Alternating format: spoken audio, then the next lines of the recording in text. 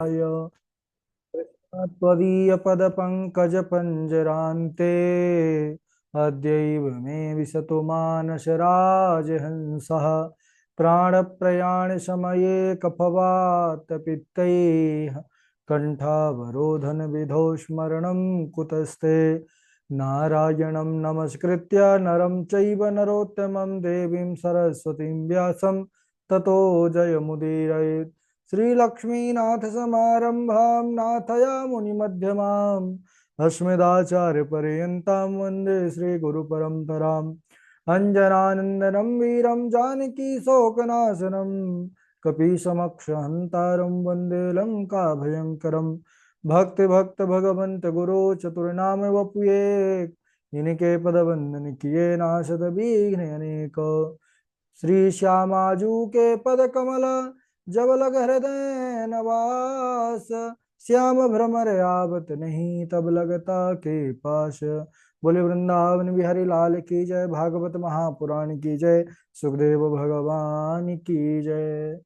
परम मंगलमय परात्पर अखिलेश्वर अचिंत कल्याण गुणगण निधान सर्वेश्वर सर्वाधिपति अकारण करुणा वरुणालय अकारण करुणाकारक सकल जन कल सापहारक परात्पर पर ब्रह्म सच्चिदानंद स्वरूप परमपिता परमात्मा श्री राधा गोविंद सरकार राधा रमण बाधा हरण श्री बांके बिहारी उनका यह वांगमय शब्दमय विग्रह श्रीमद् भागवत महापुराण कोटि कोटि नमन कोटि कोटि प्रणाम इस परम पावन पुराण ग्रंथ परम हंसों की पावन संहिता को परमाराध्य नंद नंदन यशोदा नंदन ब्रज नंदन देवकी नंदन श्याम सुंदर श्री कृष्ण के पाद पद्मों पर कोटि नमन नतमस्तक वंदन एवं अभिनंदन उनकी आराधनीय शक्ति प्राण प्रिय जगत वंदनी वृषभानंदनी भासुती जगदीश्वरी वर्षाने वाली श्री किशोरी जी के पावन चरणारविंदों पर कोटि प्रणति समस्त भूतादिक सीय राम मैं सब जग जानी करहूँ प्रणाम जोरी जुग पानी। हम सबका यह परम सौभाग्य की भागवत साप्ताहिक कथा सीखने का सदसंकल्प विचार लेकर के हम और आप सब एक स्थान पर एक साथ जुड़ करके इस पावन पुराण श्रीमद् भागवतम की तैयारी कर रहे हैं। बड़ा ही आनंद आ रहा है और अभी हम सब जो है बड़े ही उत्कृष्ट चरित्र। हाँ जी, ये कौन जुड़े हैं? वीवो वीवो वाई 80 करके जुड़े हैं। आप अपना माइक ऑफ रखिए, बार बार चालू कर रहे हैं, बंद करने पर नहीं रिमूव कर दिए जाएंगे आप। और अपना नाम उसमें चेंज करिए, आप कौन है पता चलना चाहिए।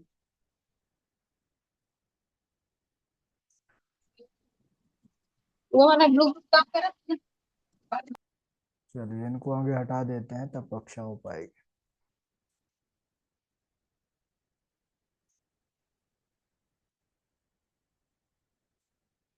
तो हम सब पंचम स्कंद अंतर्गत महाराज प्रियव्रत के चरित्र पर प्रवेश किए। प्रियव्रत कौन है?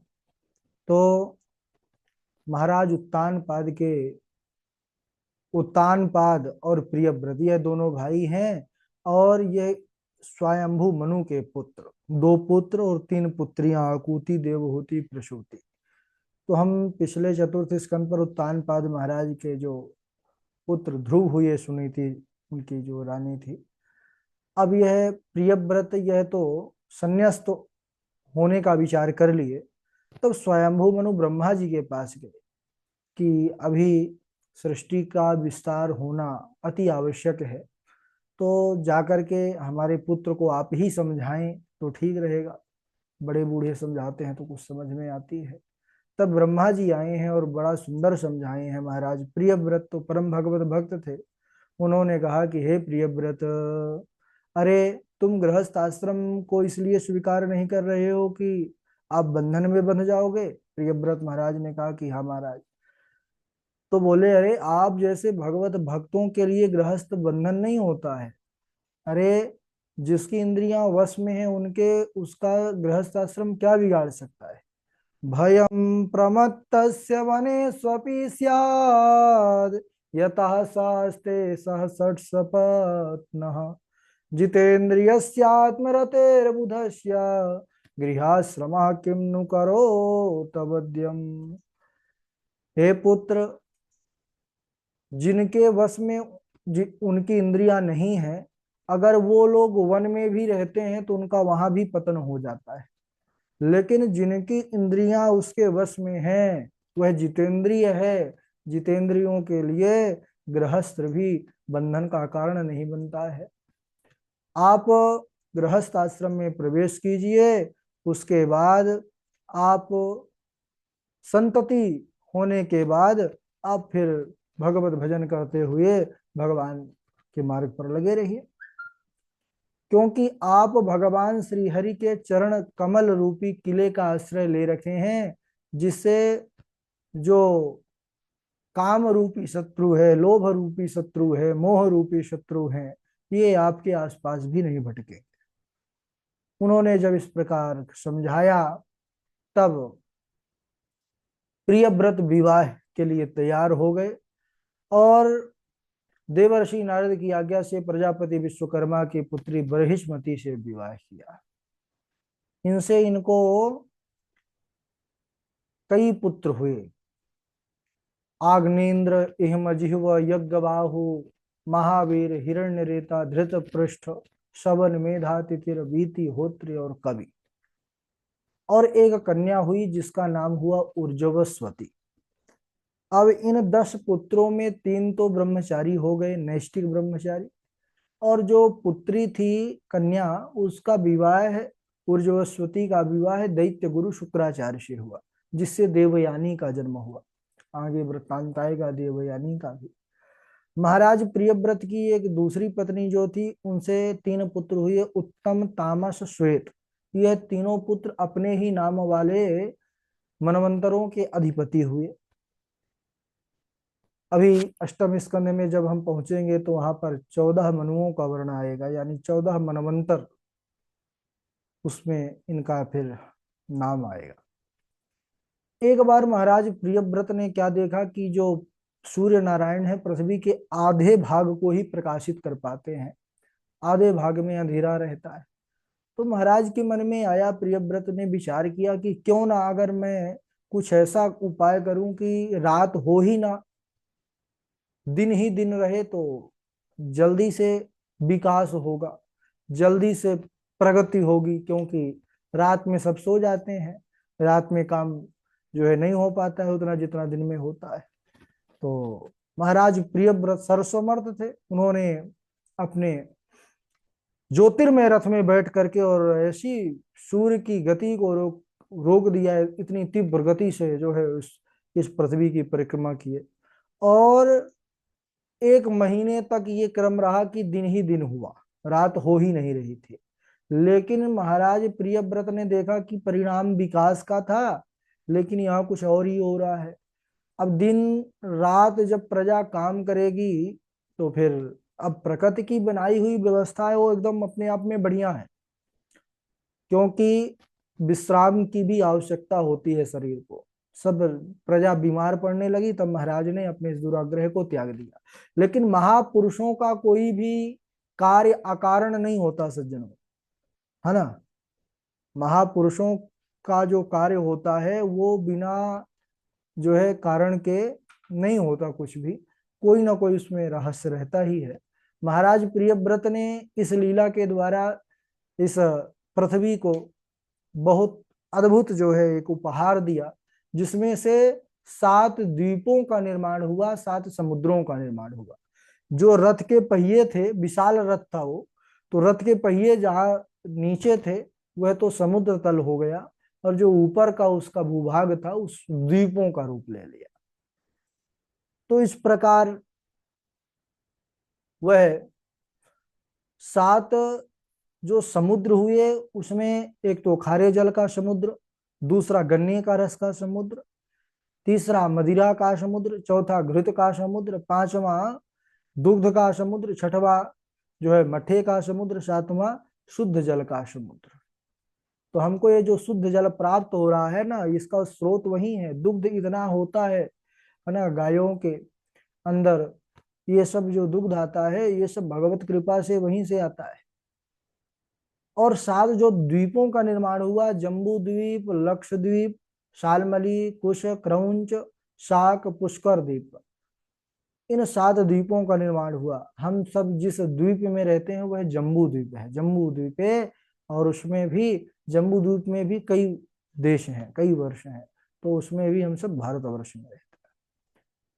महाराज प्रियव्रत अपने अपने पुत्रों को एक एक द्वीप प्रदान किया, सारी व्यवस्था उन्होंने बढ़िया से बना दी, और उसके बाद वह वन को चले आए, राज्य पाठ अपने पुत्रों को दे करके।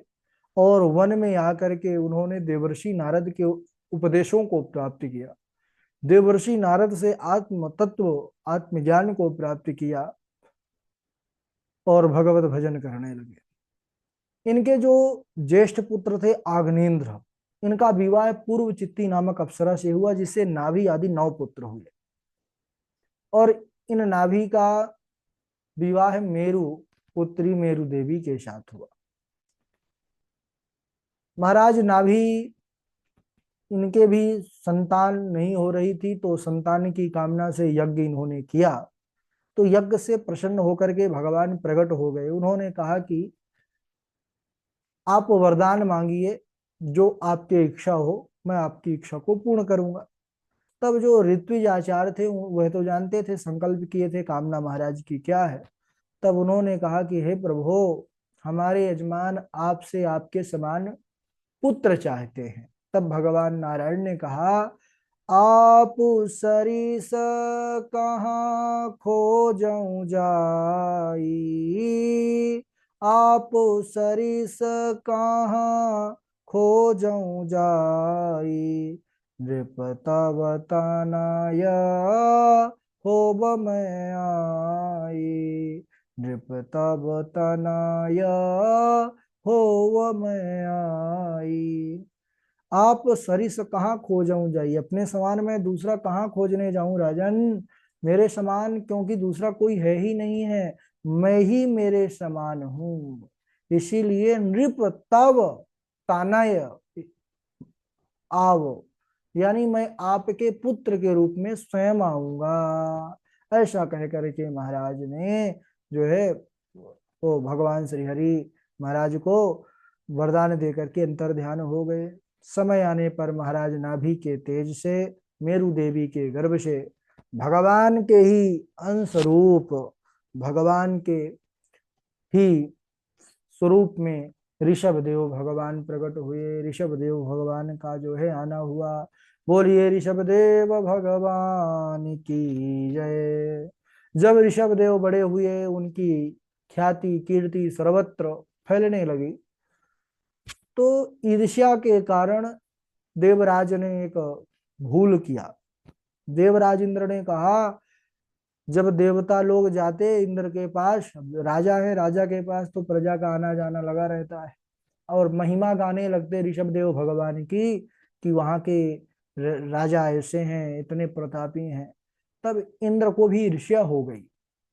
अच्छा, ये मत सोचिएगा कि ये संसार पृथ्वी लोक में ही हम सब देखते हैं समाज में कि एक दूसरे से ईर्ष्या रखते हैं। ये सब घटना स्वर्ग में भी होती है ना। इसीलिए जो भक्तजन होते हैं वे स्वर्ग की कामना नहीं करते हैं, वह तो केवल भगवत चरण की प्राप्ति, यानी भगवान के धाम, है ना, जहाँ पर फिर किसी भी प्रकार का ईर्ष्या राग द्वेष मोह ये सब कुछ नहीं है वहां पर।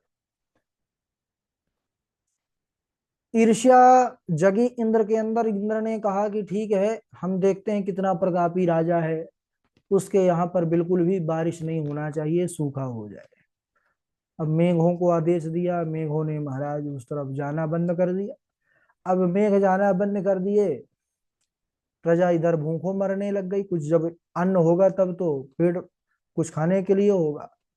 तब इधर महाराज ऋषभ देव समझ गए कि यह देवराज इंद्र की करामात है। उन्होंने अपने योग बल से खूब वर्षा कराई। अब भगवान है, भगवान कितने इंद्र बना देते हैं। आपको बताएं, ब्रह्मा के जीवन काल में 5,40,000 इंद्र बदल जाते हैं ब्रह्मा जी के जीवन काल में। और भगवान शंकर के जीवन कार्यकाल में 5,40,000 ब्रह्मा बदल जाते हैं। और भगवान नारायण के कार्यकाल में 5,40,000। तो इसी प्रकार अगर देखा जाए तो एक पल में न जाने कितने इंद्र बदल जाते हैं भगवान नारायण के, उन्हीं के अंश स्वरूप हैं। तो वो सब बनाया तो उन्हीं का है। तुरंत तो इतनी बारिश हुई, अब इधर पता चला इंद्र को तो पछताने लगा, समझ गया कि यह कोई साधारण पुरुष नहीं है, मुझसे बड़ी भूल हुई। तो वह ऋषभ देव भगवान से आकर के क्षमा मांगा। इंद्र की जो है अपनी पुत्री जयंती का विवाह उनके साथ कर दिया। चलो रिश्ता हो जाएगा तो प्रभु क्षमा तो कर ही देंगे। अब इन ऋषभ देव से जयंती के द्वारा 100 पुत्र रत्न की प्राप्ति हुई, जिनमें से जो सबसे बड़े थे इनका नाम था भरत। इन्हीं महाराज भरत, अच्छा ये भरत हमारे इस देश में कई भरत हुए, और जिनमें यह ऋषभ देव के जो ज्येष्ठ पुत्र हुए इनका नाम भी भरत हुआ। ये ऋषभ पुत्र कहलाते हैं, और ये बड़े प्रतापी राजा। इनके कारण ही हमारे इस देश का नाम जो आर्यावर्त, इसका नाम पड़ा भारत। तभी से भारत देश, भारतवर्ष की संज्ञा हुई।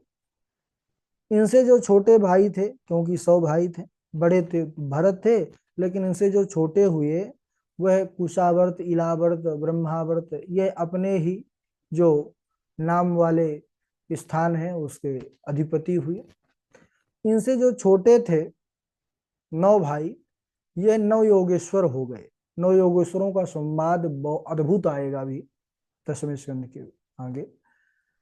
इसमें नाम है कवि हरि अंतरिक्ष प्रबुद्ध पिप्पलायन आविर्होत दुर्मिल चमस कर भाजन। ये 9 भगवान के अनन्य भक्त होने के कारण 9 योगेश्वर हुए। इनसे जो छोटे और भाई हुए 81 बचे, 100 थे। तो इनमें से 81 में महाराज ऐसी भक्ति थी, ऐसी ब्राह्मण भक्ति, ऐसा इनके अंदर जो है तो ज्ञान विज्ञान ब्राह्मणों के समान ही संसार में इनका आदर सत्कार होता था। एक बार ऋषभ देव भगवान अपने पुत्रों को, संतानों को उपदेश देते हुए कहने लगे, समझा रहे हैं कि हे पुत्रों, यह मनुष्य शरीर बड़ा दुर्लभ है, जल्दी प्राप्त होने से रहा, जल्दी नहीं मिलता। इसीलिए इस दुर्लभ शरीर को पा करके तुच्छ विषय भोग आदि पर ही मत लगाए रखो। क्योंकि इसके लिए शरीर नहीं मिला है। विषय भोग तो अन्य योनियां जो कुकर शुकर आदि हैं इनमें भी प्राप्त हो जाता है, लेकिन इस शरीर के रहते हुए तपस्या करना चाहिए, दिव्य तप करना चाहिए, क्योंकि तपस्या हर योनि में नहीं हो सकती है। तब से क्या होता है, अंतःकरण पवित्र हो जाता है, और अंतःकरण के पवित्र हो जाने से ब्रह्मानंद की प्राप्ति होती है। और यह सब साधन होगा कैसे, तो महत सेवाम द्वार माहुर्विमुक्ते स्तमोदारम योषिताम संगी संगम महांतस्ते समचित्ता प्रशांता विमन्यवः सुहृदः साधवो ये। क्यों, क्योंकि जब तक यह शरीर है तब तक महान पुरुषों का यही कहना है कि वह अपने मुक्त होने का उपाय कर ले। और वह कैसे संभव होगा, जब हमारा संग बढ़िया होगा। तो महात्माओं का संग करना चाहिए। महात्माओं के संग से मुक्ति की प्राप्ति होती है, विषयी लोगों के संग से नरक की प्राप्ति होती है। महान पुरुष कौन है, महान तास्ते समचित्ता प्रशांता, यानी जिसका चित्त समता से युक्त है, जो परम शांत हैं, जो सब पर समान भाव रखने वाले हैं, वह है महात्मा, वह है साधुजन, वह है महान आत्मा। तो ऐसे महात्माओं के संग से मुझ वासुदेव में प्रेम उत्पन्न हो जाता है। इसके बाद आगे और अद्भुत उपदेश है, लेकिन समय हो चुका है और श्लोक भी थोड़ा क्लिष्ट है, तो आज यहीं तक। अगला जो है अगले दिवस हम इसके आगे का प्रसंग श्रवण करेंगे। अब बारी बारी से सब लोग अपने पुराने किए हुए श्लोकों को सुनाएंगे। सर्वप्रथम हमारे झा जी हैं, इंदु पराशर जी है, डॉक्टर वैशाली जी हैं, जीवेश जोशी जी हैं। और संजय तिवारी जी हैं, मानसी मिश्रा जी हैं, आकांक्षा शुक्ला जी हैं, पंडित पवन जी हैं, कृष्णा जी हैं, नितेश त्रिपाठी जी हैं, शांभवी शुक्ला जी हैं, और अरविंद शर्मा जी हैं, हर्षिता जी हैं, मनमोहन द्विवेदी जी हैं, उमंग शुक्ला जी हैं, नीरज दुबे जी हैं, लूबी देवी जी हैं, ऋषि मिश्रा जी हैं। चलिए, जिनका नाम नहीं लिए बाद में ले लेंगे। चलिए, जाजी का स्वागत। राधे राधे गुरु जी। राधे राधे जाजी।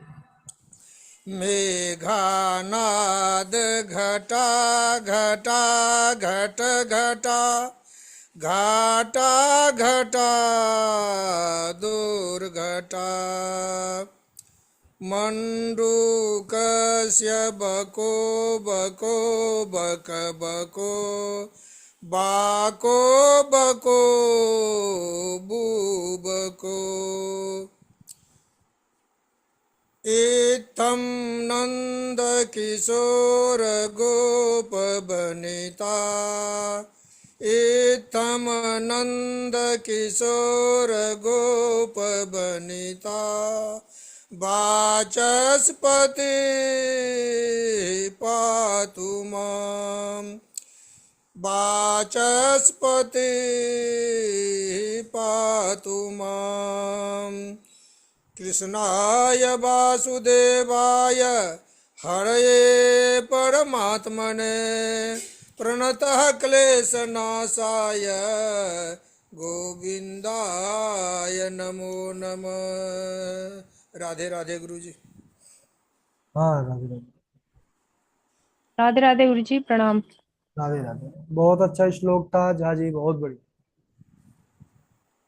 का त्वं कस्यासि को वायं शयानो यस्य शोचसि जानासि किं सखायां मां येनाग्रे विततर्थहम् न त्वं विदर्भदुहिता नायं वीरसुरत्तवः न पतिस्त्वं पुरञ्जन्यारुद्धो नवमुखे यया। राधे राधे गुरु जी। राधे राधे गुरु जी प्रणाम। हाँ, योऽन्तः प्रविश्य वाचं योऽन्तः योऽन्तः प्रविश्य वाचमिमां प्रसुप्तां सञ्जीवयत्यखिलशक्तिधरः स्वधाम्ना अन्यांश्च हस्तचरणश्रवणत्वगादीन् प्राणान्नमो भगवते पुरुषाय तुभ्यम् तितिक्षया करुणया मैत्र्या चाखिलजन्तुषु समत्वेन च सर्वात्मा भगवान् सम्प्रसीदति। राधे राधे। राधे राधे। और कौन है?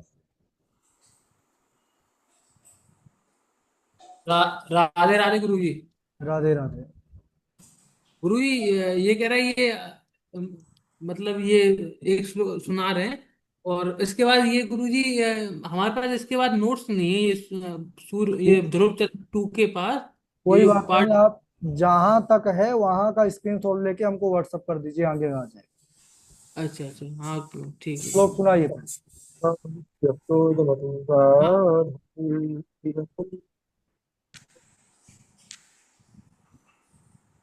डॉक्टर वैशाली जी, आपने सुना दिया है?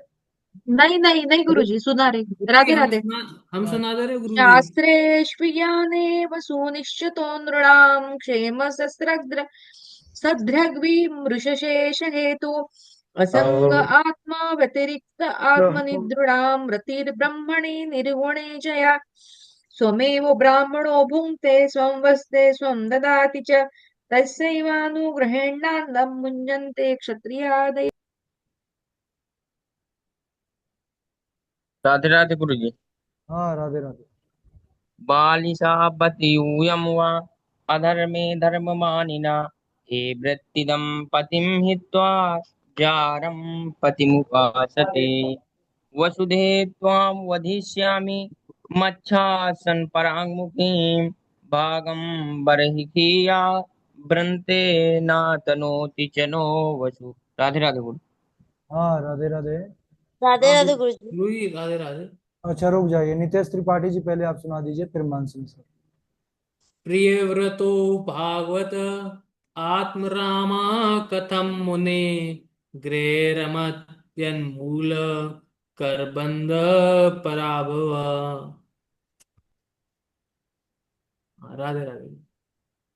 राधे राधे गुरु जी। राधे राधे। मत्तं प्रमत्तं मनुमत्तं सुप्तं बालं श्रियं जडं प्रपन्नं विरथं वेतं नरे पुहन्ति धर्मविदः। राधे राधे गुरु जी। राधे राधे गुरु जी। हाँ सांबवी सुनाइए।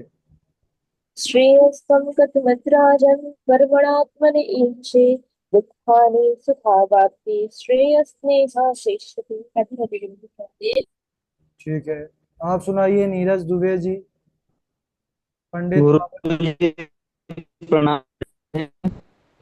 हाँ, न त्वं विदर्भ दुहिता नायं वीरः सुहृत्तव न पतिस्त्वं पुरं जन्या रुद्धो नवमुखे यया माया हेषा मया सृष्टा यत् पुमान् संश्रयं सतीं मन्यसे नो भयं यद् वै हंसौ पश्यावयो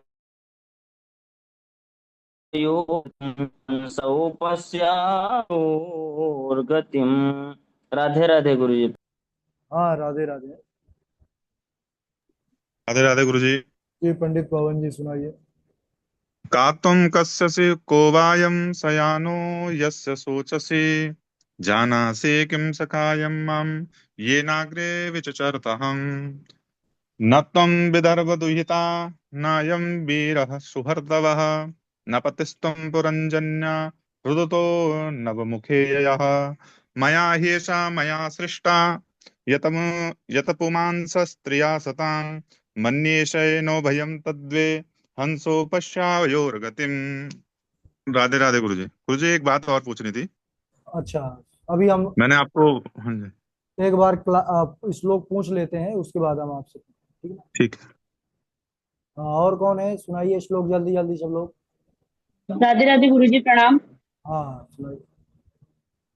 सुखाय कर्माणि करोति लोको न ते सुखं वा न तु पारमं वा विन्देतु भूयस एव दुःखं यदर्थयुक्तं भगवान् वदेन चत्वारि खलु कार्याणि सन्ध्याकाले विवर्जयेत् स्वाहारं मैथुनं निद्रां स्वाध्यायं च चतुर्थकम् सचिव वैद्य गुरु तीन जो प्रिय बोले व्यास राजधर्म कर तीन कर हो ही दे जयनाथ। राधे राधे गुरु जी प्रणाम। ठीक है, और कौन है?